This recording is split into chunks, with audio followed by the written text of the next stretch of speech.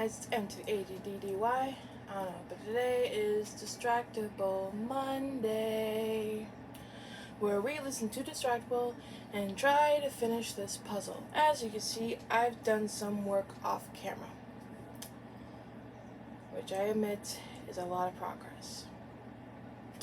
But we're not done. We still have the rest of the puzzle to go. So, with that being said, let's get into Distractible. We got screwed. It's literally called We Got Screwed. Good evening, gentle listeners, and welcome to Distractible, a one-elf production with your hosts, Misanthropic Mark, Lilios Bob, and Whoopin' Wade. This week, Whoopin'? the hilarity hastens on as a handsome human and enjoy the show. Hey everybody, welcome back to Distractible. I'm your host today. I'm Wade, joined by my friends Mark and Bob. Hello, boys. Hello. Hello. You all are new to the show. The way this works is last week we had a host. The winner was me. This week I'll declare a winner, and basically we just kind of talk about whatever we feel like. I assign points. Whoever has the most points at the end wins. Except for the one episode where I decided it was golf rules and whoever had the lowest points wins. I guess the judge makes up all the rules. You know what I found out recently? I was looking on the Distractible subreddit, and there was someone that made a spreadsheet of all the points and winners assigned in every single episode thus far. Oh god. And they update it every week. I've been following. Yes. Oh no. You have been following. Yes. Yeah, and I talked to Amy about this because it was very confusing. Because, Wade, who do you think has the least amount of wins? Oh man. I have no idea. I feel like we've hosted relatively equally, so I don't know. Okay. Bob, you said you saw the spreadsheet. I think I know. Yeah. What do you think? It's currently me, isn't it? It is. Aren't you and Wade tied for first, and I have like 3 less or something? I think as of this episode, Wade might be in first place, which is stunning. Well, wait, Isn't hold on now. Wait, why is that stunning? Isn't it stunning? Isn't it stunning? It's absolutely mystifying. Well, no, I'm the judge, you assholes. Why is that stunning? Somehow completely undeserved, you know? Right. Just because I've been underappreciated for the better part of a decade for my superior humor doesn't mean I deserve less wins. Just completely dissociated from reality, like in some pocket universe. Like the data shouldn't line up. This really is the worst timeline now that Wade has won the most episodes of Distractible. Forget the state of the world. Anyway, I just wanted to throw that out there in terms of like winners and losers. Through all the weird ways that we have calculated points, it has somehow led to this outcome. It's just interesting. I make no commentary on it. Well, I don't like the way you both jumped on the bandwagon of, I can't believe it's Wade of all three of us. I've seen the polls, and everyone says Wade's the worst of the hosts. How could he win? They do all agree. That's true. That's true. That is true. Yeah, that's true. Your words, not mine. Except for the 5 people that respond to them all and defend me. My alternate accounts. Anyway, that's my tidbit of the day. This is why I don't keep up with analytics. Interesting. Well, I guess we'll see if Bob can start catching up today, or if he will continue to be at the bottom of the winners poll. Yeah, Despite him having the most famous episode of them all. the best episode, you could say. By the analytics, accordingly. Yeah. I have small talk. Yeah. Oh, by all means, how do you want to disparage me to start this? No, it's disparaging myself. Listen. Oh, good. So the other night, went to bed. Usually the way we go to bed, Mandy goes to sleep before I do. I'm kind of a late person. I'll stay up and like watch YouTube or whatever, watch something on my phone. And so she went to bed, and then a little bit later I came to bed and seemed totally fine. I slept through the night. I actually slept okay, but I woke up feeling kind of tired. And I woke up, and Mandy woke up next to me and was like, she looked exhausted. She looked like she didn't sleep well, and I was like, oh no. Oh, I'm so sorry. Like, you how'd you sleep? Like, and she's like, I did not sleep so good. Damn, that sucks. I'm sorry. Something happened, and she was like, yeah, you were farting so much. And it smelled so bad. I couldn't sleep. I apparently against Mandy and the dog. I don't know what happened. I didn't eat anything that weird, but literally we woke up and she had a bad day because she was exhausted because my farts were so rancid that she like turned fans on and was like trying to like poking me to get me to roll. I don't know what happened, but apparently I'm disgusting. Oh. You ever been there? You ever felt like that? I thought this was disparaging. This sounds like you're complimenting yourself. I'm disgusting. Hooray! Yeah, you've got weapons grade flatulence. That's good. Yay. Yay. Anyway, that has lived in my head since she woke up and told me that, because I don't know if that's a good thing or a bad thing. It's unclear to me, but I don't feel good about it. I don't feel good about it. Yeah. Okay. All right. I don't have anything as earth-shattering as that in my day-to-day life at the moment, but I'm sure it'll come up. Yeah, I don't think I do either. But, Do I get points for that? well, yeah, since Mark didn't and you do, yeah, sure. You know what? 2 points. Yes. Since I didn't get points and he gets points? Was that the logic? Yeah, well, if I do get points, then I get points, obviously. Who's calling me? Oh, that's just my work. Well, no, since you didn't have anything interesting in your day-to-day life and he did. Oh. Oh, I brought up the thing about how you're the number one. You can't backpedal now. That was my no, thing. just come on. No, that was my That's thing. true. You know what? That's true, Mark. 2 points. But also, you were shocked that I was the winner, so minus 2 points. So, Bob, you're still ahead by 2 points. I can't believe that you had that reaction, Mark. That's so rude. I think it was more of like I was stunned, than shocked. Just shaken to his very core might be the most accurate Wow, way. nice use of synonyms. Hey, each word has meaning. Just because it's a synonym doesn't mean that they don't have different nuances. They imply different things. Yeah, and they both hurt, Mark. They both hurt.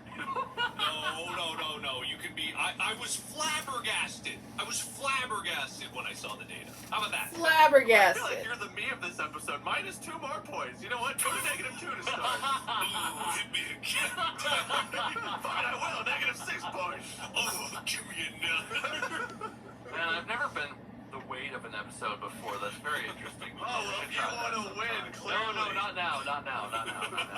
Later, some other time. Oh, okay. Yeah, it gives you a sense of freedom, Bob. I'm actually kind of enjoying it. That's nice, isn't it? Letting go of all care. Probably I'm gonna start winning now. It really opens you up to just talking about whatever comes to mind whenever you feel like you're already out of the running for the win. Yeah, man. No, this is great. It's free. It's like taking off your underwear and running through a field of tall grass. It's like there could be ticks and crabs, but crabs? Maybe. But you never know what you're gonna get. What? Don't think about it. Just go with it. Oh yeah. Oh, yeah. Doing it. I'm not analyzing that. Take it from the #1 overall winning contestant of this show. It makes sense. That is a fact.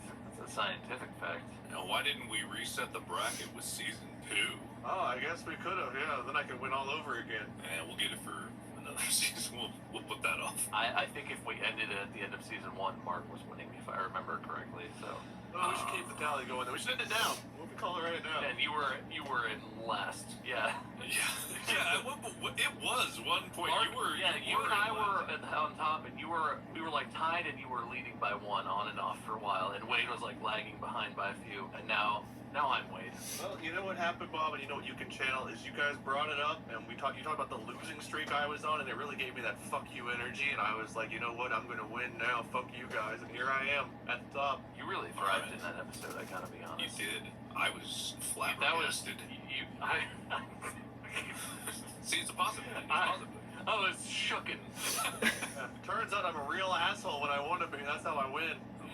That's what we're here for. Well, instead of me being the asshole, I think today we're going to talk about whenever other people were the asshole. Times I had an experience a little while back with a veterinarian, and just that really set my mood. It's been sitting on me for a while, and it's like, you know what? I'm just going to let the burden off, and we're going to go ahead and rant about times we've been screwed over.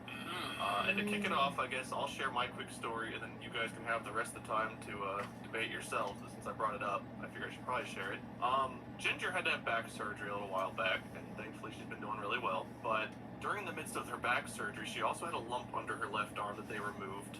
and then that incision got a little infected, so we had to put her on an antibiotic. And at the same time, she started to develop an ear infection, and the medicine we had for ears expired literally the day that she was showing issues. So I tried to call the vet, and I was like, hey, we need to get another bottle of medicine. The one we have expired. Can we just renew this prescription? I don't really want to bring my dog around everywhere because she just had surgery, and I feel like transporting her around unnecessarily would be a bad idea. And the vet says, not the vet, the receptionist, whatever, answered the phone. It's like, yeah, Let me put you on hold for a quick second. yeah, sure, no problem. 40 minutes passed. Shit! On top of that, this is not like 40 minutes of music playing. This is 40 minutes of every 3 seconds. We appreciate your visit. Thank you for waiting. A veterinarian assistant will be with you in just a moment. I hate that. Thank you for waiting. With a veterinarian assistant with you. Yeah. Every few seconds, that message like on repeat for 40 minutes. Oh my and at God. the 40-minute mark, I don't know what their reset. I think every 20 minutes, like if they retry to call or something, like it re-rings their phone. So 19, 20 minutes in, it re-rings the phone, goes right back to the answering whatever. 40 minutes, it goes to call, and then it just hangs up. So I call back. The same person answers. Well, thank you for calling. What can I do for your pet today? Hi. Yeah, I was the person on hold for 40 minutes. I literally said that. About my dog and her ear infection. Oh, yeah. What did you want again? Oh no. And I was trying to be courteous, but it was one of those, like, through my gritted teeth of holding back all of the horrible things I wanted to say because my dog is in pain. And after that, 40 minutes of my time was wasted. At this point, they're on the brink of closing the stores. It's like, is the vet even still in? So she's like, Yeah, okay. The ear infection. Give me 1 second. Let me put you on hold. and I was like, wait, but they put me on hold before I could even get that out. And then she comes back after, let's call it a minute. It wasn't as long, but it was still longer than I wanted it to be. A minute. Yeah, we're going to schedule an appointment. We've not seen your dog in over 6 months, so we can't just do that. 6 months. My dog just had back. You saw her like 2 weeks ago. Oh, well, we haven't seen her ear in 6 months. Oh. You gotta look What? at the ear. Yeah. Ear very different. Very unusual anatomy in that ear. We are no longer using that vet. Yeah. That was the final straw for me. This is the same vet that told my sister earlier this year that her dogs were dying of kidney failure, when it turns out they had some mild dehydration issues and they're fine.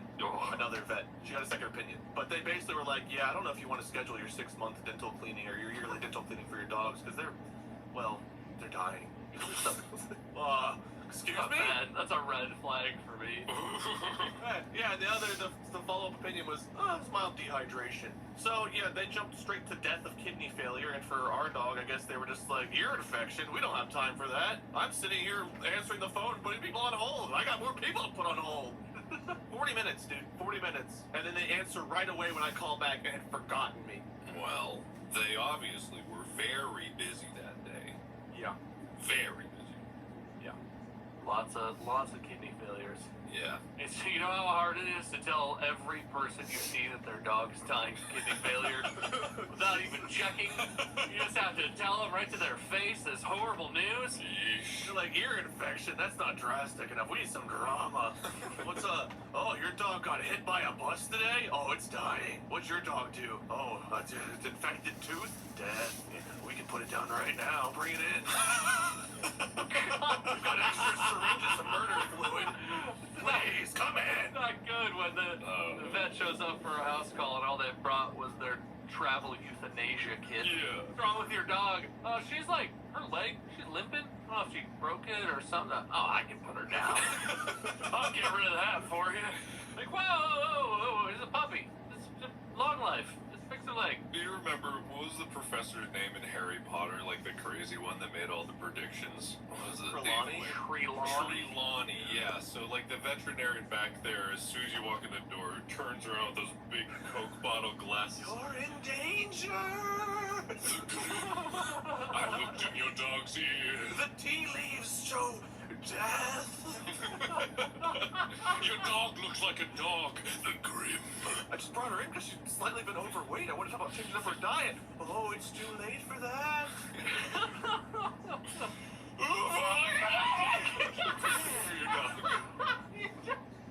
The dog stood there, and then it's the actual sound from TikTok. You just hear like.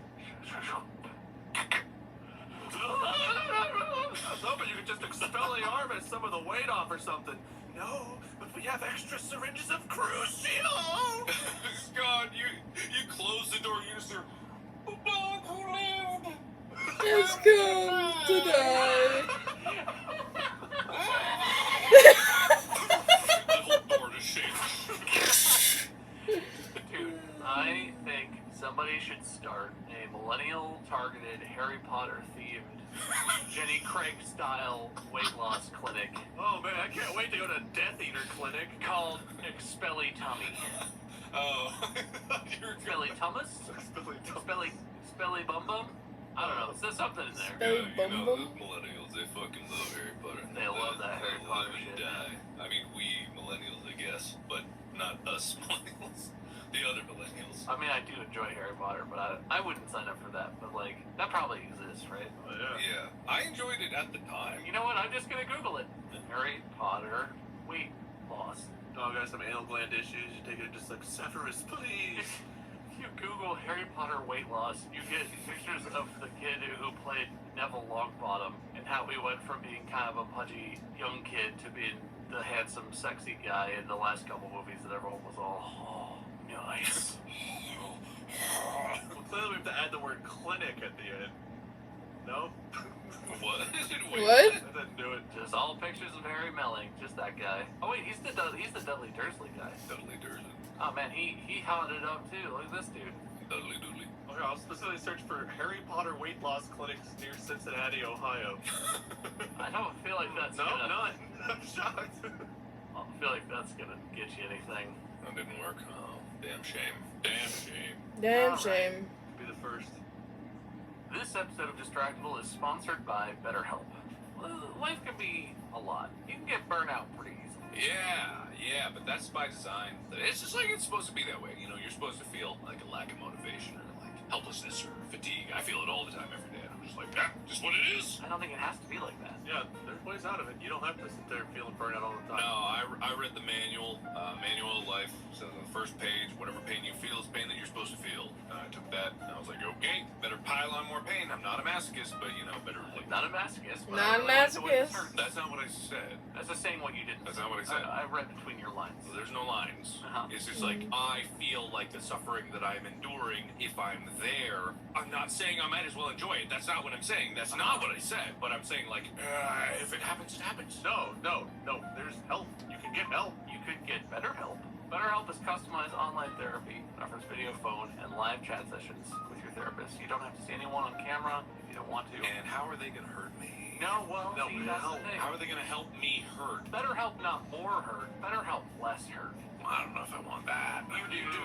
You do. You really do. You really do, Okay, but I get what you're saying. So if I don't want to see them, they got like some kind of a blindfold, you know, or maybe like a gag or something. You could do it from your phone, your computer. You can do it from where you're at right now. You don't have to go anywhere. No bondage equipment required. Who said anything about bondage? It's affordable, more affordable than in-person therapy. And you can be matched and start communicating in under 48 hours. Plus, Distractible listeners get 10% off their first month at BetterHelp.com/Distractible. That's BetterHelp.com/DISTRACTIBLE. Alright, well, I do have a recent, recent, it's been ongoing, but I do have a recent thing where I got screwed a lot that only resolved literally last week. Like, not at the time of this recording, maybe when people hear it, it was a little early, but for us right now, literally last week, I finally got this resolved. I would call Okay. this one, pharmaceutical purgatory. pharmaceutical purgatory. Purgatory. I'm struggling to come up with a new one for this. Am I allowed to cash in on everyone's enjoyment of my fridge story? And You're just gonna retell it, or is It's there like gonna retell something it, going or- on, nothing new Update? happened. You just revisited like I've been doing for the games I play. So I went to Lowe's. Yeah, go on. I'm in.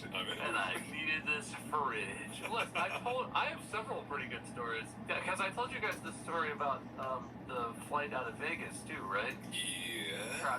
Trapped in the airport, like overnight sort of deal. I think so.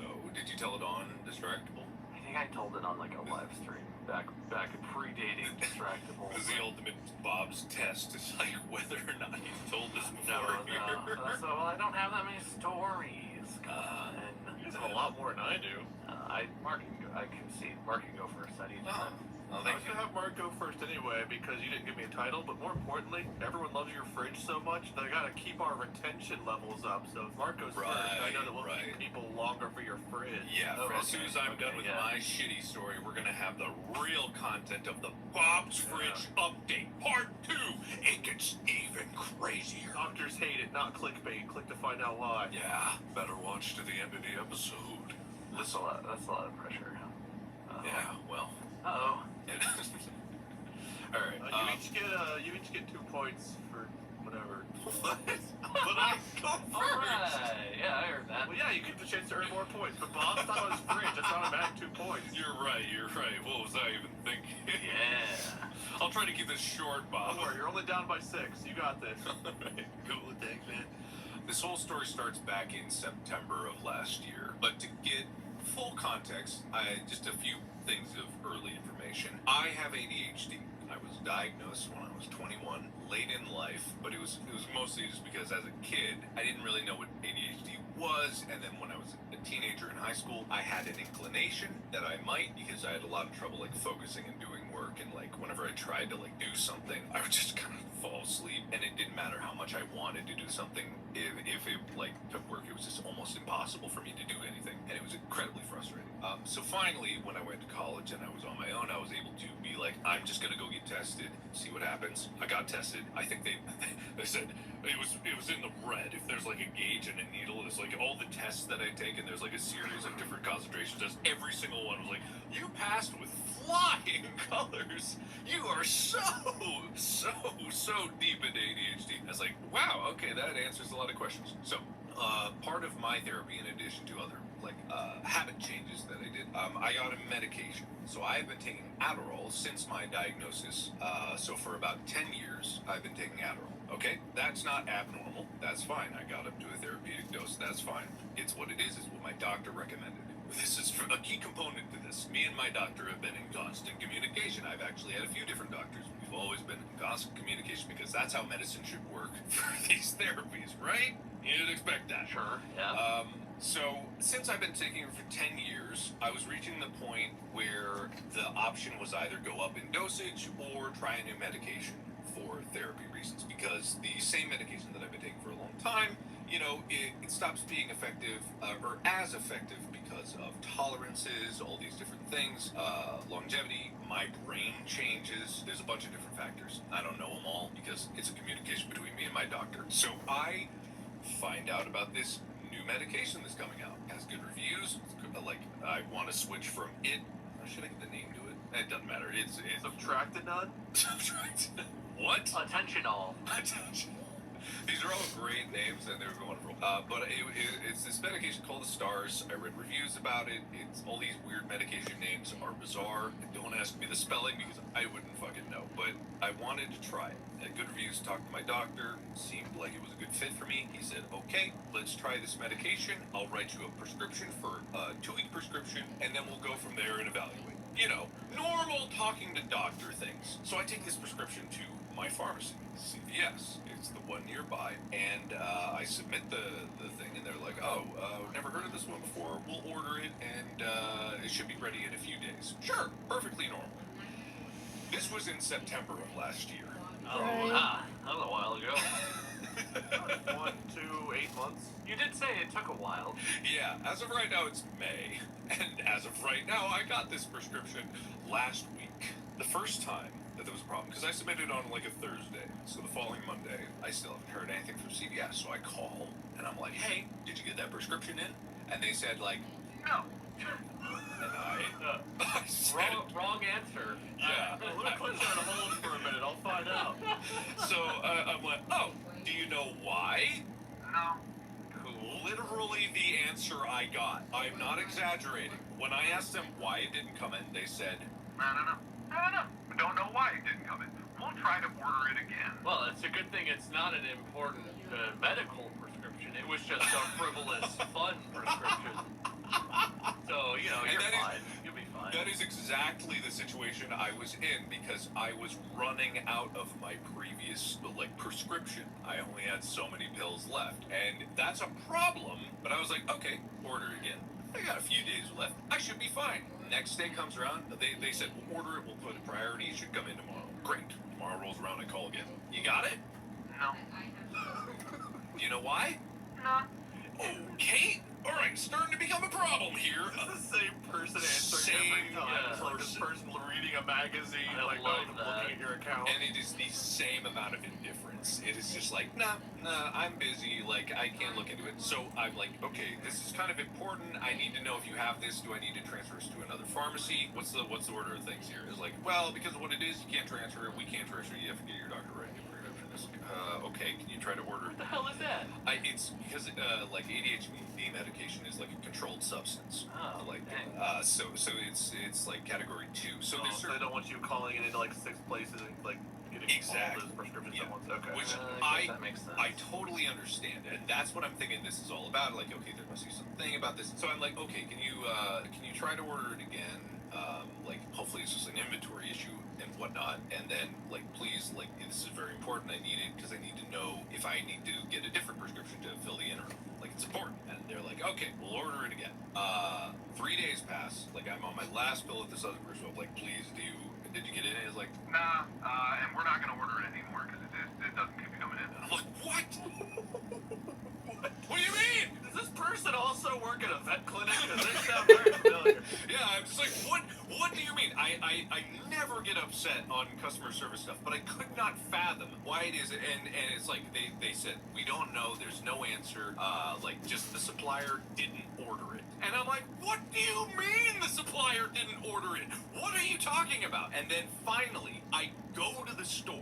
I literally go to the store and I confront the same person I was talking to on the phone. I'm like, please tell me what is the problem? And the problem was that because it is a new medication, my insurance couldn't cover it until there was a prior authorization, which is a factor in these things. It is a factor. Yeah. So, but they didn't tell me that. They didn't tell me that it needed a prior authorization, which they would ordinarily tell you long ago, because then they would look and they would see insurance didn't pay for it and stuff like that. So I said, fucking fine, okay, I'm gonna go to my doctor and he will submit a prior authorization, which is the most absurd thing in the world, because what it is the insurance company just saying, like, we don't know if you really need this medication. We need to hear from your doctor that you actually need it. And I'm like, didn't my doctor write on a very special piece of paper that no one can duplicate that my name is on it, needs this medication? That's what a prescription is. Why would they write it if I didn't need it? Listen, you may have gotten it prescribed, but that doesn't necessarily mean that it's necessary. I know, and the thing Your is, doctor's just maybe he just wants you to have a fun weekend, or he's trying to hook you up, get you so you can sell it on the street, make a little extra cash. I don't know. you know, what's crazy is the prior authorization is literally a letter from my doctor that essentially says, yes, they need this medication. So they get the prescription from my doctor, like, well, we need to hear from your doctor. And then the doctor writes a note that says, this guy needs it. Oh, it's a letter from your doctor. Now we'll submit it through. Oh my gosh. And you would think this would be the end of the story. Oh no, I would not. But we've only gone a week into the timeline of me. Because Holy remember, this shit. is still back in September. Yeah, this is months ago. So I get the prior authorization. It goes through. And you know what my insurance says? Nah, no. Oh, it's like a fake authorization if I've ever seen one. That's pretty much what happened. And I've never understood that in my life where I've never even heard that. And what they did was they didn't straight up say no. It was like, Well, are you sure you don't need another medication? How about one of these that we do cover? and I'm like, are you my doctor? Are you writing prescriptions? Are you doing the prescribing thing? You medical profession? No, they're not. It could be. No. Meanwhile, they've got the euthanasia needle behind their back, like, no, but we can still help you. Yeah. They called their vet friend, and he's like, I can get rid of him. I'll fix your ADHD. Don't you even worry about it. We don't need pre authorization for this. You'll never be distracted again. Oh, you'll be so focused when I'm done with you. And so, what came about is it wasn't even after the insurance, because the prior authorization finally went through. Whatever, after a long fight with that took another week. So I went back to CVS and I'm like, can you please order this now? And then they didn't even try to order it. After all of that, with the prior authorization, with the talking to my doctor, with getting insurance sorted out, all of that, they just said, our supplier refuses to buy this medication because there aren't enough people getting prescribed this medication. And I've never heard a more insane sentence in my life. Look, you have to really have a common ailment. If you have an uncommon ailment, then you're just on your own. What, you want them to just eat that overhead so that you can get the medicine you need to function? You alien bitch. What do you think this is? Because what that means is, like, with any, and I get it's a new medication, like, of course there aren't going to be many people. It's new. But do just hundreds of people have to have this fight with a pharmacy to get a medicine that their doctor says that they need? Or, like, and yes is the answer. Yes is the actual answer. Of course. And it was the most absurd thing. So, obviously, I couldn't deal with this wait. I got my doctor to write me another prescription for my previous prescription of Adderall. This mystery thing that was a STARS just had to be shoved off to the side. Like, it just had to wait. And so, because I was busy making space, and I was like, holy shit, I need medication for this. It's just like, I can't function at this point in my life, and I want to try this new thing. So it goes by, and every once in a while I'll check in with it, and it won't happen. Fast forward to a few weeks ago, and I talked to my doctor, and I figure it's been 6 months, right? It's been 6 months, space is almost done. I finally have a chance where I can get to a point where I can address this other issue in my life, and I can try a new medication that'll hopefully be more beneficial to me. All seems good. My doctor's like, sure, you got it, buddy. Let's try it again. Here we go again with this test prescription, yada yada, all that stuff. I send it to CVS, and I'm like, all right, cool, let's try this again. They ordered it. I call up. Did it come in? No. Do you know why? No. Okay, is it a prior authorization thing? And they go, oh, yeah, that's the thing. And I'm like, But if you have a prior authorization, I love to imagine that the fucking vet tech, the CVS person, and my, like, needs more mud guy from the Drowned Man are all the same person. Needs more pre-authorization. Need more mud. Needs more mud. More people need this before you can have it. You need to get your friends together in a group.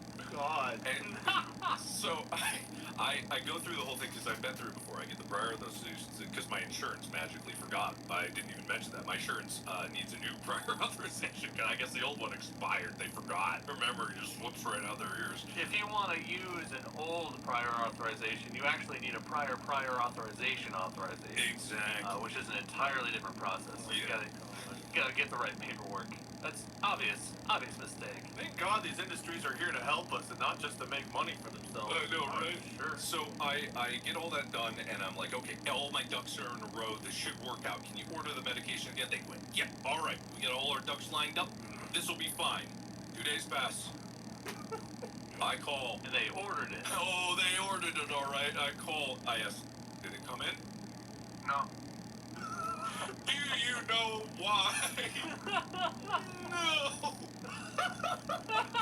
So Do you at least have the other prescription at this point, or are you like completely like off? I have the other one. I have it at the point because I literally got extra because I was like, all right, I'm ready for this to be terrible. And so what I eventually, because I talked with them further and I called customer service on my own and I said, what is the problem? And it was again a situation where the supplier of CVS was not ordering it. They did not order it again. But they didn't say this time that it wasn't because there was enough. They just said no. And I called up people on the phone and I said, like, why would this happen? And I got answers like, oh, okay, maybe there's a supply issue. Maybe now it's new, but it's popular, so they literally can't get it. And so I'm like, okay, that's valid. You know what I'll do? I'll call the people that make the drug because they have a customer service line. And so I call them up and I say, like, hey, I'm out in California. Is there any reason why CVS wouldn't be able to get it? And the guy from the company that makes the drug said, I've never heard of that before.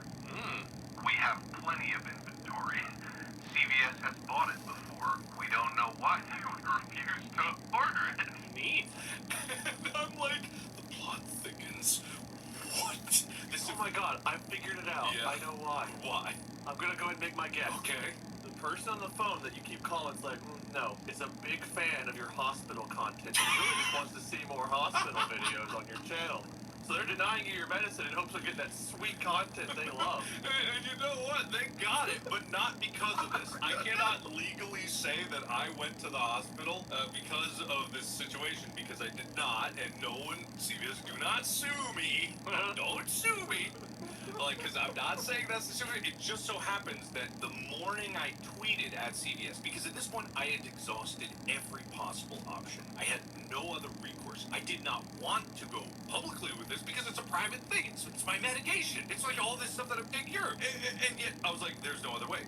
How else would I do it? I've talked to their customer, so I tweeted them. And then, like, they respond, of course, because all these other people that follow me are like, this is fucked up. And it is fucked up. And then so many people respond to me like, yeah, this is fucked up. Oh, I didn't even mention, because after I called the manufacturer, I go to my app where I can see my prescriptions, and my prescription has disappeared. Literally, I go into my app and I look at it, and like you can see like your pending prescriptions. And even before in this situation, I look in the app, my prescription is just gone. Well, you can't get that one, so you don't need it. It literally, you can't get it, so you don't need it. And so I go to the hospital. Like they eventually call me back the following week. Yada yada. The hospital is completely unrelated. But I finally get someone on the phone, and they say, Oh, okay. I don't know why that CVS can't order it, but there's a CVS 20 minutes away that has it in stock right now. and I'm like, what the fuck? What? Joking me. Like, I could not believe that. And I'm like, why does that one CVS have it and this one is in game? Well, it doesn't make any sense at all. How could that CVS not know that the one next door? Because I've had that with other pharmacies where they're like, oh, we don't have it, but a sister location has it. And I'm like, how did you? I literally called the doctor. They changed the prescription over. They put it in the new pharmacy. The next day, I got the medication. If you go to GameStop and you try to get a video game and it's not in stock, the person behind the counter immediately is like, well, we don't have it, but it looks like these 4 stores within the area do. You can go to one of these and get it right away. I know! But they won't for medicine! I know! Oh, you're dying? Oh, that's too bad. I'm very busy right now. Wish there was something we could do, but it doesn't exist anywhere, apparently. I like to imagine that person is looking at the screen, and the screen is like, oh, this other, the Walnut Street one has it, and he's just like, that doesn't seem pertinent to this. Oh, well. Yeah, we don't have it. Sorry, bud. Yeah. Don't know why. Can't help you. So, after all that, yeah, I finally got the medication so that I and my doctor can go through this medication and figure out if it's right for me. Alright, so you're sure that this is an actual CVS you were going to originally, right? It's not like one of those, like, where there's a neon sign and the words fake are, like, burned out, the lights aren't glowing? Yeah, honestly, I really hope so, and I really think so. But I've seen that before with, like, you got, like, an AT&T, but it says AT&T and in tiny letters, authorized reseller. Like, Yeah. itty-bitty letters, and they're not AT&T. And it doesn't make any sense how that's possible. But I'm pretty sure... What if this new medicine is a meta treatment, and it is an effort by a pharmaceutical company to sell you nothing? There is no drug. What happens is you get this new prescription from your doctor, Oh my god. and all this whole thing is just a whole scam to give you something to hyperfixate on. And that does something to your brain that fixes your ADD. And you've got this thing, and you're like, God, I'm just trying to get this. And you're calling CVS, and you're calling this thing, and they're like, Oh, we got plenty of it. I don't know. and CVS is like, No, I don't know why we don't have it. I don't know. It seems like it'd be so easy to fix that, doesn't it? Oh, geez, sorry. and it's just for months and months, you go through withdrawal, and then you're off of your other medicines, and then you're just waiting for this one, and it never comes. Right, yeah, it is. And that's the treat. Or it's like one of those authentic Italian restaurants, like the SNL skit. You go in, like you eat the pizza, then you find out it's like from Domino's or something. Like your insurance company steps out, they're like, "See, you're able to focus on this. Seems like you're fine after all. You don't need any medicine." Looks like somebody never had ADD, It's huh? a Chris Hansen line. Why don't you have a seat over there? Why don't you have a seat? Here's a Rubik's Cube, and I know you can solve it. Come on, solve it. No, but it's hilarious because like all this trouble to get a medication, and it's I don't know. It was like what do they call it? It's like the Swiss cheese of failure. You know, it's like the insurance, the pharmacy, like the supplier, like all these people just like kept like not taking literally the tiniest extra step to help me out. No one did that. No one. The manufacturer, when I called them, was infinitely more helpful than any of these people were, just by the sheer like element of them going like, I've never heard of that problem before, which made me realize I wasn't crazy. Well, profit's in the job description, Mark, not caring. Right. Caring's not part of it. Right, absolutely, yeah. So, Why would they go out of their way to see if the store 10 minutes down the road might be able to help you? Oh, just die already. Quit calling them. It's called health industry, not health care. Oh, wait. long story short, I got my medication, and so far so good. That's all I'll say about that. Well, I'm glad that's the... It took a year to get it, but now that you got it, it's helpful. Yeah, I know, right? I mean, Turns out you might have needed it after all. It's crazy. Yeah, that's the thing. It's like, thanks, guys. Thank you. Also, shit's great. Well worth it. But yeah, no, I have it now, and I'm good, and that's all good. And by the way, they're discontinuing the medication because not enough people were able to get it in the last year. Oh, God. Turns out nobody could access this medicine that was readily available, so they're discontinuing it. God, man, I wouldn't be surprised. I would not be surprised at this point. You finally get it, it's like, oh, that's our last thing. We're sold out. We're never getting it again. Oh my God, I wouldn't be surprised. Like maybe people squash out the competition or something like that. I hate to be conspiracy theory about it, but man, it was a lot of trouble getting this one thing. But it is what it is, and that's the end of my story. God, that's a banger. Jeez. That was a longer rant. All right, well, good story. I'm going to give you 8 points, one for every month you couldn't get your medicine. Thank you. Yeah, I did not expect to rant that long, but this has been bubbling inside me for quite a while. That's good. Bubbling is how we get views on this show. The rage and pain we endure. People are here for the frothing, that's for sure. Yeah. We need more interactions with appliances and healthcare industry because, man, those do great for business. It's literally the Wade mentality, but in life, you go up to corporations and they give you bad treatment. You're like, ooh, give me another. I need the content. Oh, don't give my dog the medicine she needs again, please. I need the views. Shit. Oh, boy. All right. Again, good story. Thank you, One thank for you. every month you didn't get it. Thank you. Bob, we got some fridge news. I'm frothing at the Oh, hips. God, The lip. From the hips to the lips. Where you from? Listen. I'm frothing somewhere. Right. Well, so I did think of a couple stories, but they're nowhere near the scope or hilarity that Marks have to offer. And I know how he felt during your fridge episode. Oh, no. I mean, you guys, we didn't even go into that pretending like everyone was going to talk. We started that, and Mark was like, Bob, go ahead. Yeah, we knew. We could tell when we got to the call with you that we had a golden opportunity. Oh, no. Thinking about it, I'm getting mad. Don't oversell it. It's good. This episode of Distractible is sponsored by Peloton. Every part of you is better for working out, but I know it's so hard to just get motivated and get going. It's so early. I'm so tired. 2 p.m. rolls around, and I'm like, get out of bed? Like, I know you guys, you want to go to a workout class, you want to go out in the park, you want to go to the gym or something, you want to go to a kickball club or something like that. I just want to stay home and do it at home. Well, have I got the solution for you? Okay. I'm not going to tell you about it. Wait, no, but you have to tell me. No. Look, you wouldn't even understand what Peloton is all about. Oh, You said it. what? Peloton. No. Oh. No. Oh, Mark. No. This is glorious, Mark. No. Peloton is a team of world-class instructors ready to motivate you 24/7. No. They're highly trained fitness professionals with all I mean, kinds of different fitness levels too. well, I mean, but it's not like they're live or anything, so you probably only gotta like show up at a certain So time. even if I roll out of bed at 2 p.m., I could find someone like in the middle of the day that could help. There's all kinds of stuff, and it's always there. You would feel so lonely. It's not like people around you can see your performance versus theirs, and you can kind of compete. There's a leaderboard. You can see how you're doing compared to other people taking your class. It's like you're in it together. The setup, complicated. Yeah, your brain wouldn't be. You might as well just like give up before you even start. I do understand it. And anyone could. Please. Right now is even better than ever to try out Peloton because the Peloton Bike Plus is $500 less. The best price yet. Plus, it comes with free delivery and setup. Oh my god. There are more game-changing prices available on the Peloton Bike and Peloton Train.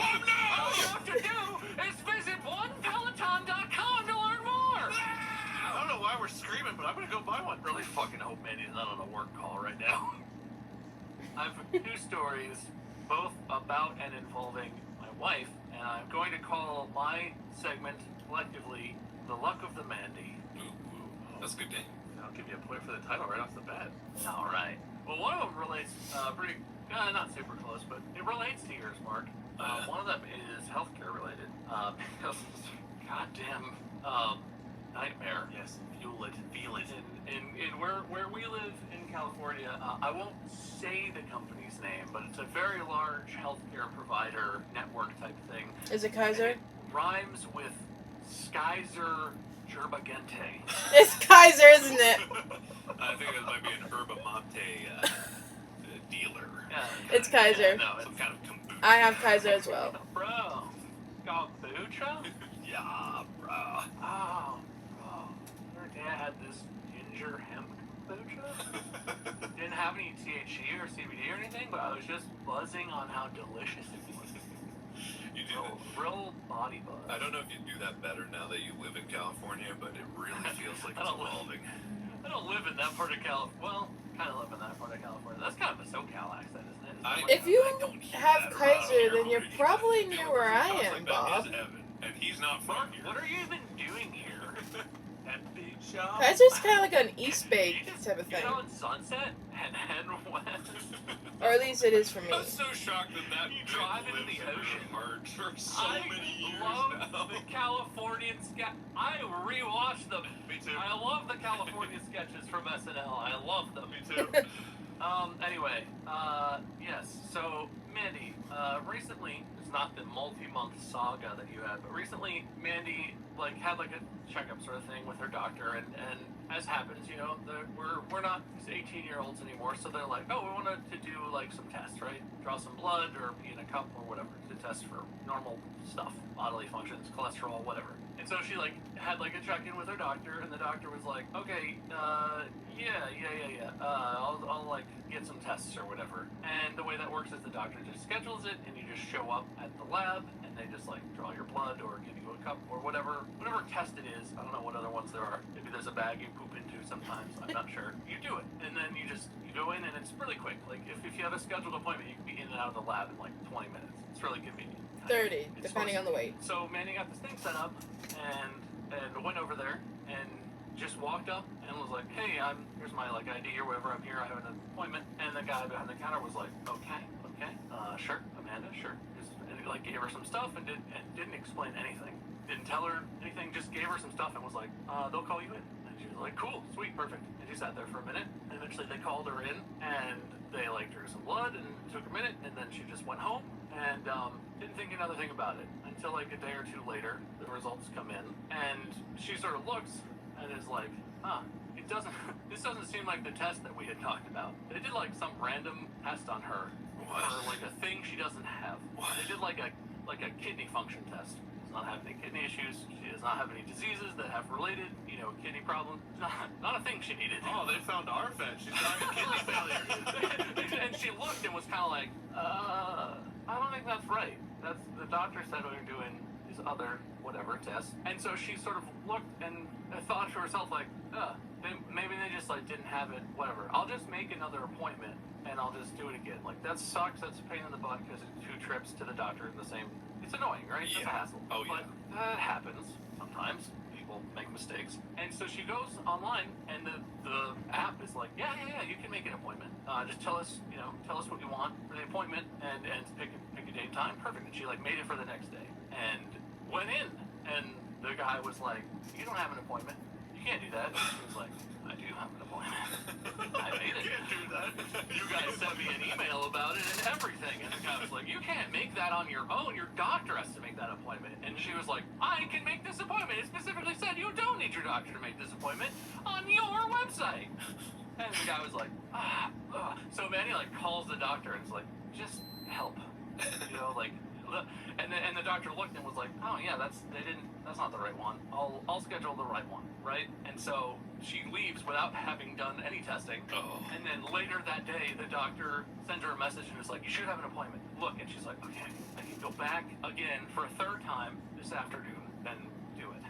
And she goes and checks in, gives them her info. The guy gives her whatever, some stuff to bring, and they call her back. She comes back home and waits and sees the results, and they did the same incorrect test that they did the first time. They did another like repeat test of a thing she doesn't need, and they didn't do what she was supposed to be getting. Well, Mandy, we're glad to say the hair transplant was a success. I was here for a heart transplant. Oh, well, you've got lots of hair now. And so, like, again, it's fucking, at this point, it's like, livid, right? Who is fucking up here? You can't even tell who's making a mistake. You can't tell if the people at the lab are making a mistake, the doctor is not doing what they're saying, if there's some miscommunication, because the doctor doesn't do that shit, right? They're like assistant, or I don't know, their nurse, whoever schedules things for the doctor. Yeah. They probably handled that. Yeah.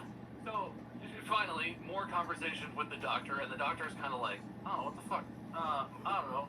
Let's schedule an appointment, and we'll like handle it in my office. Third time's the charm, they say. Fourth time. Fourth time's the charm, they say.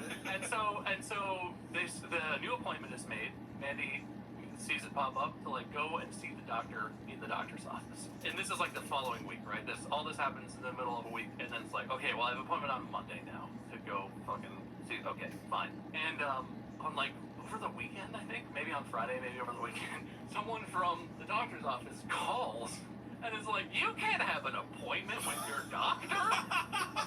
What's the appointment for? And Manny is like, it's because I just fucking given you blood, and I don't know what you do with it, and I just keep giving you blood, and I just, the doctor said to have this appointment, and the person on the phone is like, No, you can't have one. You're supposed to have a phone appointment before you see the doctor in person to talk to them and what. and Manny is like, I'm fucking going to be there on Monday at the time you said, so figure out how that's gonna work then. And the person is like trying to get a phone appointment. What the result was, they called back and are like, all right, we have a phone appointment. It's at 3 p.m. on Monday. And Mandy's like, my appointment is at 3 on Monday. I'm busy then. And they just were like, oh, we'll figure it out, I guess. Never called back. Mandy went to the doctor and just showed up, and the people at the doctor's office were like, did you know you're supposed to have an appointment? And she was like, I heard about that, yeah! Somebody mentioned that! And eventually, it all gets sorted out, and it turns out she's fine, so... Good! Hooray! Would suck if she wasn't, because, I wouldn't have gotten to it. Did they ever do the right test, or was the doctor just like, well, you're still alive, so you're probably fine? Oh, I don't know, and she kept like being like, help me, please, and I kept not really being very helpful, because I kept calling her, and then, Are you the one that worked at the office? You're like, oh, I tried calling the phone or something, a phone appointment. I kept calling the office and be like, this is her husband, she actually, can you cancel it, she can't make that appointment, like, I don't know why that happened. Hey, don't worry, we get husbands calling all the time to cancel life-saving appointments. Oh, we got you covered, Wink. Yeah, well, I don't know if it would have been better or worse if if it had been a situation where the doctor was like, ooh, this is kind of serious, we should get some tests. Or what it really was is it was literally just like, hey, we should do like your annual thing. It's not a big deal. It won't be an enormous pain in your ass for like an entire week. It's like 20 minutes. You got an ear infection? Better do an enema. Let me do an emergency enema real quick. God, kinda. We'll fix it. You ever at the doctor and you just hear someone outside unzipping a bag full of vials and syringes, and the guy goes, "Yeah, I can take care of them. I'll get rid of them." That's time. Don't worry, Tony. I got this. I mean, Dr. Tony. I got this one. Yeah. It's either cannibal or vampire. Like, you come in, you sit in the chair, give your blood. Whoa, all right, yes.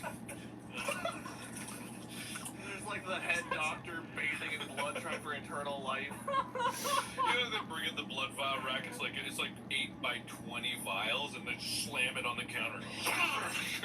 All right, what arm is best? And they fill up every single vial. That would be a red flag. Bright red. Yeah. But I feel like anyone who's listening to this who lives in America, maybe all of the world, but I know especially in our country, it's not surprising. You probably have had your own hellish nightmare experiences, possibly way worse than anything we've talked about, because maybe you had a life-threatening thing that people treated the way they treated Mark's, luckily not life-saving medication. You probably would have lived another 6 to 8 months without whatever this is, right? Of course. I feel like this is another cliche maybe, but another place that this happens, and the other part of my story is restaurants.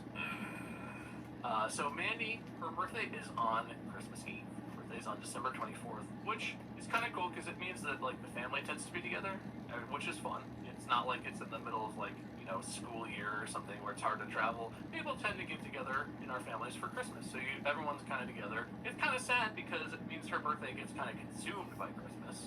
But so the tradition to celebrate Mandy's birthday is on December 24th, Mandy's birthday is like a big lunch because a lot of times in the evening, it's like Christmas Eve dinner is kind of a thing. Her family used to go sing at church because her mom is a vocalist and like a professional singer in a choir, and everyone would kind of go, and it was a really fun tradition actually. But so Mandy's thing was lunch on Christmas Eve, and for like a long time, most of her life I think, Mandy's favorite restaurant to do that at was Buca di Beppo. It's an Italian family style restaurant. You order and they come, the portions are for like 3 to 4 or like 6 to 8 people. There's like huge plates of pasta and stuff. It's fun, right? You go with a group, you go with a big family group, order a bunch of stuff, and everyone has a little scoop of everything. And it's like a good family party restaurant. Actually, where we went for dinner on New Year's Eve, the night that we got engaged. To marry me, and then we had a really nice dinner at the restaurant that I'm about to tell the story about. But so Christmas Eve clearly is also kind of a busy day. It's kind of weird, but like restaurants tend to be pretty busy, right? Some people maybe aren't celebrating Christmas and they're going out just to have fun and have a little celebration of their own. Some people don't want to cook on Christmas Eve because they cook on the next day, whatever. So restaurants tend to be pretty busy. Buco is usually pretty busy, but we made a reservation because we're planners. We planned. We're ready. Made a reservation. So I don't remember the time, but I think we had a reservation for lunch at like 1 o'clock. Perfectly normal. And we have a pretty big group, and it's like a lot of people, right? Grandma is there, all the siblings are there. My parents, I think, drove down into town, so it's like both Mandy's parents and my parents. We had like maybe almost a dozen people. Aunt Sue was there. We had like almost a dozen people in our group, big table, and we had a reservation. So we were like, you show up at the time, they see you at the table, right? In theory. Sure. So we show up a little early. We show up maybe 12:30, 12:45, a little bit early. Check in, and the hostess is like, "Great, party of whatever. You guys just go have a seat. We'll get your table ready." Cool. And we're sitting there, and time starts to pass a little bit. And we have a big group. They don't have like a small lobby, but it's not enough where everyone can like sit and chill. We're kind of all crowded, standing. That awkward like crowd in, get out of the way. There's a bunch of people around. It's pre-pandemic, so everyone's just mingling and wedging together. Yeah. We're not awkwardly standing all in one clump, just like any second now we'll be seated, so this is okay. And like, if it turns over to 1 o'clock, and then it turns over to like 1:15, and it turns over to like 1:30. And at different points, you play this game of you don't want to be a pest, but at different points as time is passing, you kind of go, it was me or Mandy's dad went up and was like, "Hey, we sitting down soon? We still got a table?" And they're like, "Oh yeah, we're getting it ready." And it just kept passing. I just may be an exaggeration, but I don't remember Building the table, they're standing it out, stating it. I don't know how much time has passed, but eventually we reach a point where it's like 1:45 or something. We reach the point where all of us are kind of like, this is not cool. This is not really acceptable. Why did we make a reservation? We would have waited this long if we just walked in anyway. And they have, on special holidays, this place has a thing where you can only have your table for a set amount of time, right? You're only supposed to use the table for like a couple hours. There's a limit. And so Mandy's dad did the talking on this interaction, but I went up with him because I was curious. He's like, hey, is our table okay? Is there a problem? Like, we're just trying to celebrate my daughter's birthday, you know, like, what's going on? And the lady is like, your table's occupied. There's people at it, so we can't see you. And it was kind of like, well, there's time limit, right? Aren't they over their time limit then?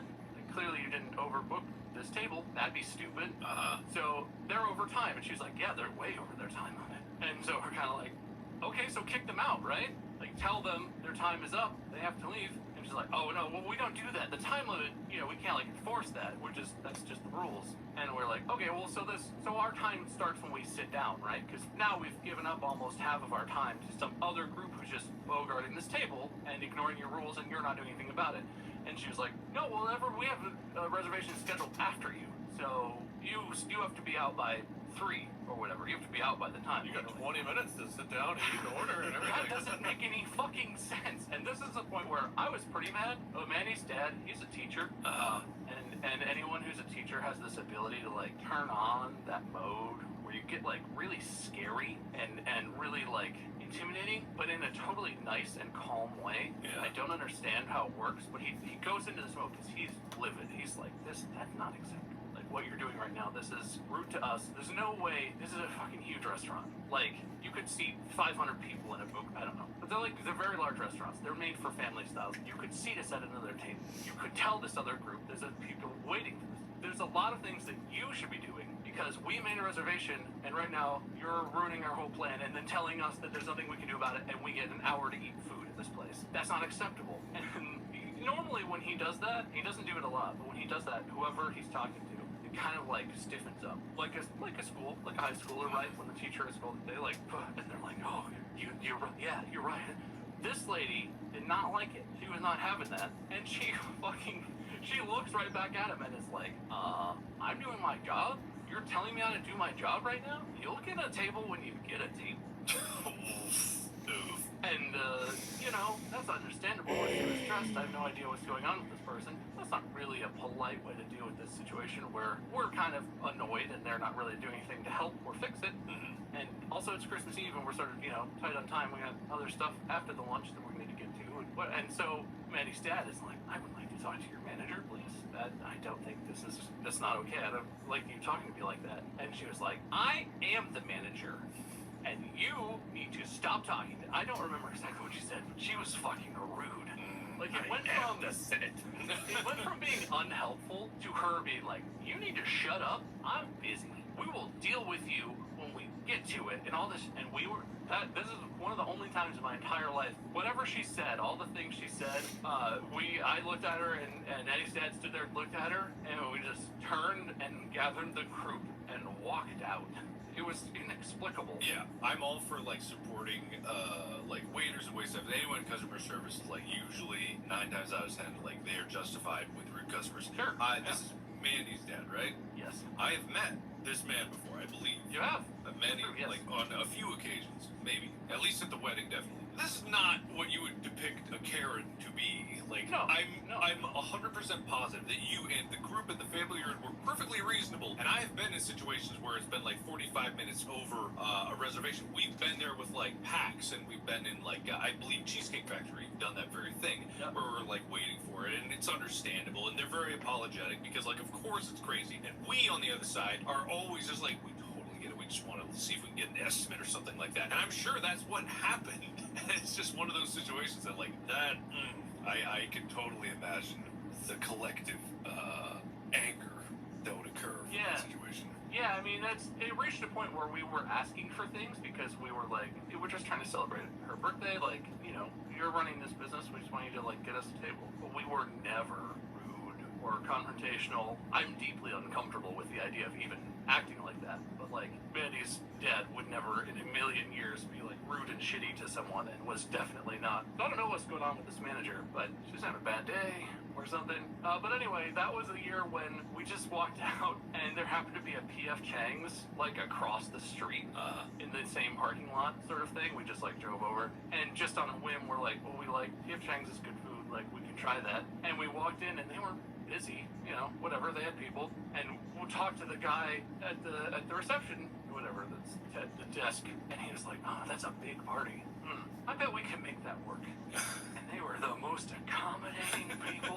They put tables together, and the whole time they're like frantically like, oh, I'm so sorry this is taking so long. We're standing there for like a couple minutes at the most, and like, sorry, hang on, we're doing it. You can start sitting at that end of the table. We're just getting to left.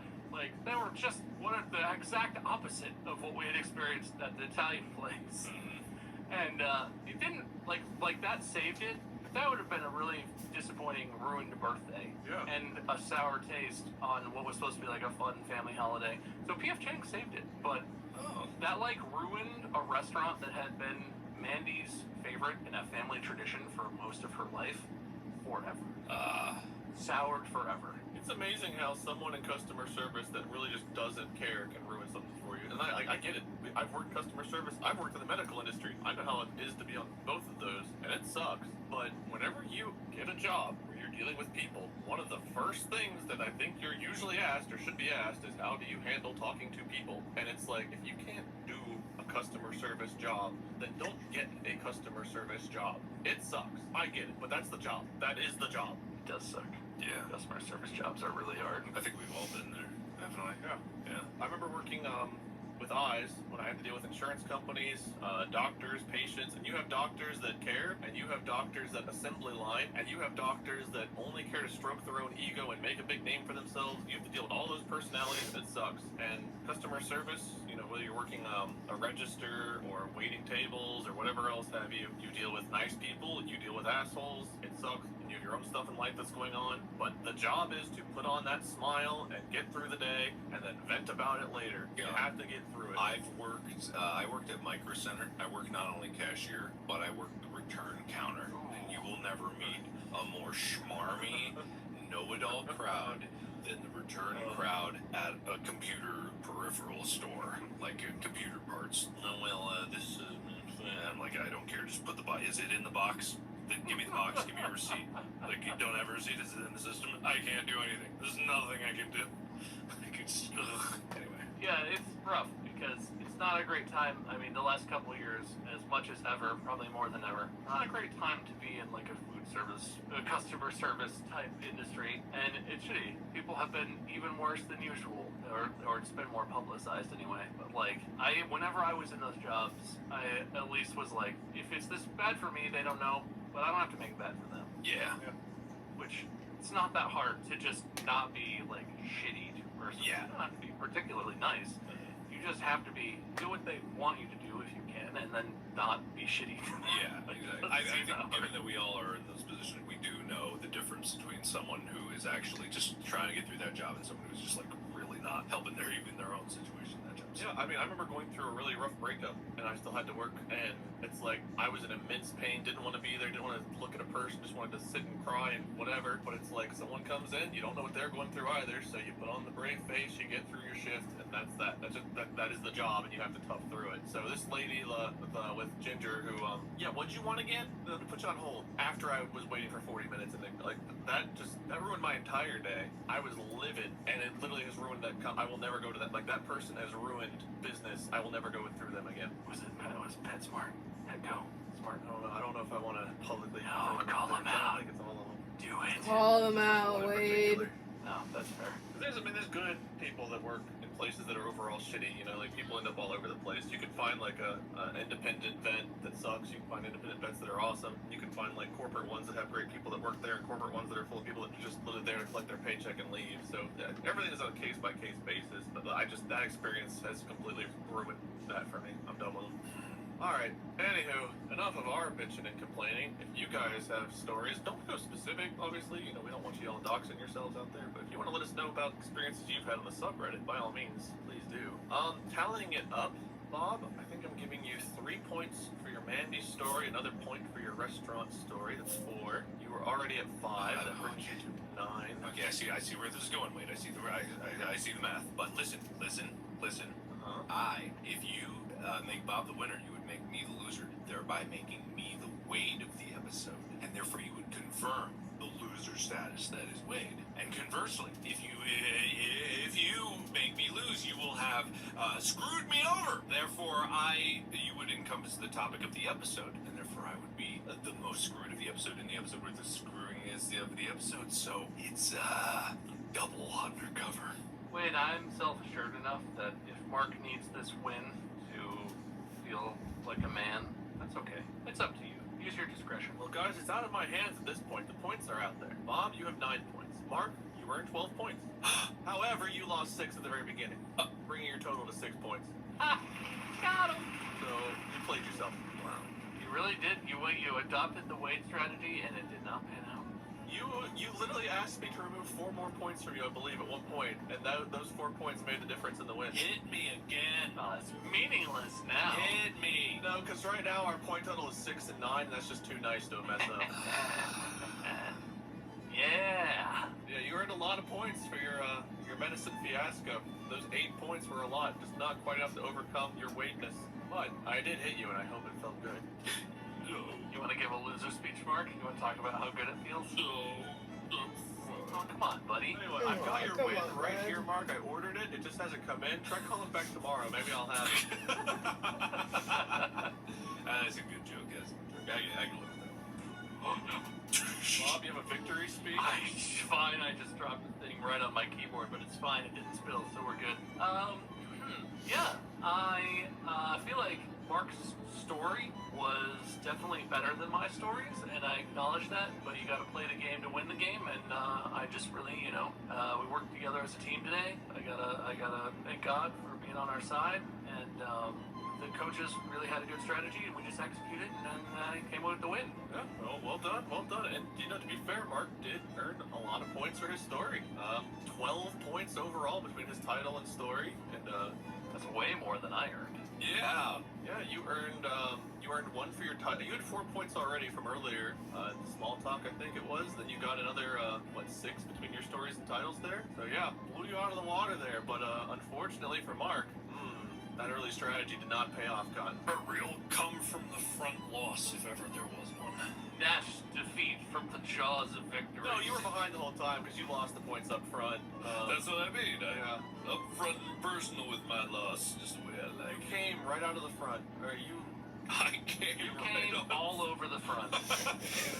All right, I guess I can accept that. Well, thank you everybody for listening. If you haven't already, check out all of our individual channels. Markiplier, MySkirm, Lord Minion 777 or Minion 777, depending where you're looking. What else should we plug? Merch, store.distractablepodcast.com. We were all on a cool thing on Mark's channel that came out a little while ago now. In Space with Markiplier, part 1 and part 2. You should watch that if you haven't. There's a music video segment you should definitely find. There's a... I don't want to... Well, I guess this one's been out for a while. There's a few of them. Find them all. Yeah, find them. All good. Do it. Any other plugs? Anything else we want to talk about? No, man, subscribe to this podcast. Yeah. All right. Well, we'll see you next week whenever Bob's going to host probably a repeat topic. Until then, podcast out. Why you gotta be mean to Bob? You won. I'm sorry. I won. Yeah. Well, I didn't take any points away from him, so I had to take away something. I just had to take a dignity. You don't gotta be mean when you're hosting. Your points is dignity. What do you? I decide the rules. I'm the host. Till now that we're leaving. Podcast out times 2. Times 2. Podcast out times 2. Oh my god.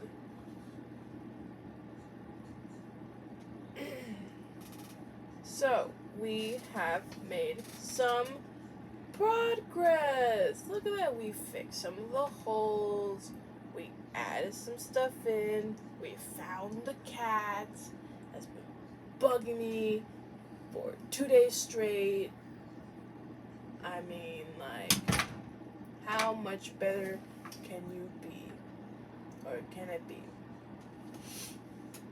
Does this fit? No, it doesn't fit. Well, that's gonna do it for me today. If you no, stop.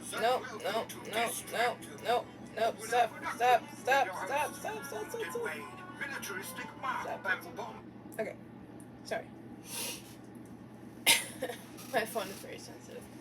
Okay, so we've done work.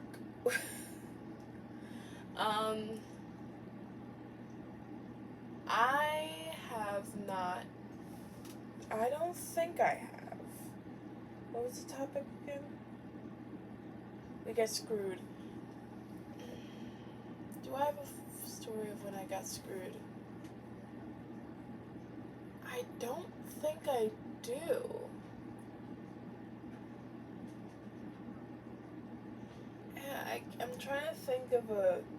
Because usually after these, like, discussions with Mark, Bob, and Wade, I try to, like, put my own spin on it and, like, say my own 2 cents, but I don't believe I have one. Yeah, I don't think I have one. Damn it. We got screwed. Yeah, I can't think of anything.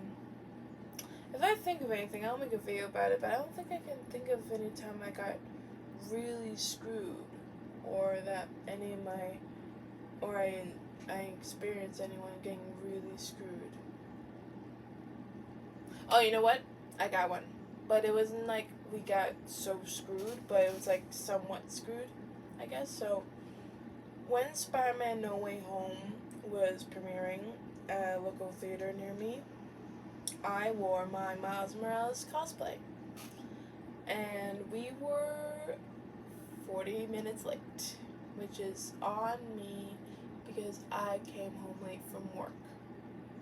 And I knew this was going to be like the thing that I want to see in theaters with a bunch of fans.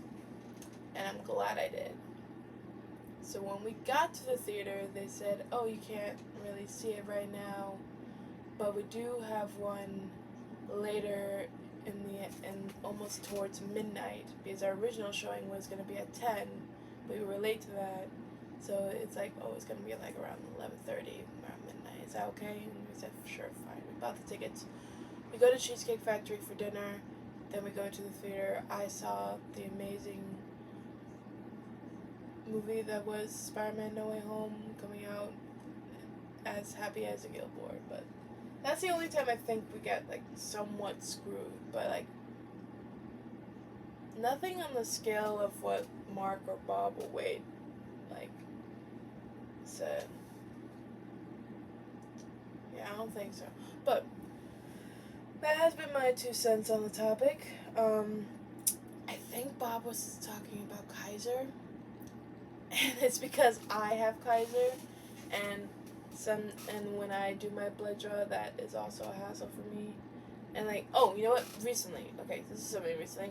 I am type 1 diabetic, so I have this like little thing that tells me my my glucose, or not my glucose, is my blood meter, or like it like shows me like, I don't know what it's called, but it has this thing, I don't know if you can see it, I don't know if you can see that, but it's like tells me like what my blood sugars are at, and if it's like over, what is it, 200? Yeah, 230. If it's over 230, then it's bad. If it's lower than, what was it? If it's lower than like 60 or 50, it's bad. It's also bad. So I need to be like in that range. So in order for me to be in that range, I need to take my insulin before I eat and before I go to bed. And the thing is, I eat 3 times a day, and I go to sleep every day. So guess how many times I have to stick myself in the belly or on the thigh with my injections of my different medicine? 4 times every day. And guess how much times I run out of needles? Almost automatically, because I have to take my medicine. So I run low. I tell my dad I run low. We'll get some tomorrow. Okay, Friday. That was Friday. Saturday comes. We don't get it. He's tired. He won't take me. Mom's tired. She's mad at me that I didn't warn her ahead of time. Fine. We were supposed to go yesterday. I mean, on Saturday. Saturday rolls, he doesn't want to do it. Sunday rolls, I tell him, Dad, I only literally have 5 needles left, which is only it's gonna get through for me for one day and one day only. So I need you to go to Kaiser to get me these needles. And he gets me the needles, thank God. Because if he didn't get me those needles before my trip, I wouldn't be able to go and I would be screwed. So now, whenever I have like half a box left of needles, I remind my dad to go now. Either that or I buy one of those like medicine things that's a Monday, Tuesday, Wednesday, Thursday, Friday, Saturday type thing that can hold 4 of my needles. My needles are like this big. Not the actual needle size itself, but like from the cap to the actual needle and like, you know, the thing. It's like that big. And now I have to like constantly remind myself, okay, when I'm getting like half a box low, I have to tell someone. Or else I'm gonna have to go through this problem again. So that's the only time we almost got royally screwed. If I can call it that. But we made some progress on the puzzle. I'm happy I got this video done before I had to leave for my trip. But anyway, this hasn't been M.A.D.D.Y. I don't know, but we've made some progress. We had some laughs. And we'll see you guys next time. Peace.